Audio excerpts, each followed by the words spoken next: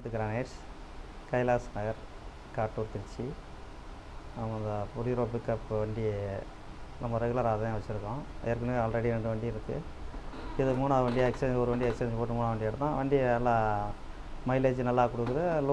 Load ஏற்றுறதுக்கு கிட்டத்தட்ட நம்ம எதிர்பார்க்குற லோடு ஏற்றலாம். நல்லாயிருக்கு வண்டி.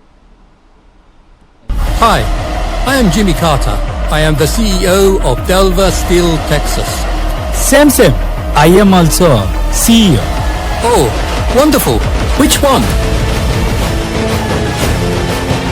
India.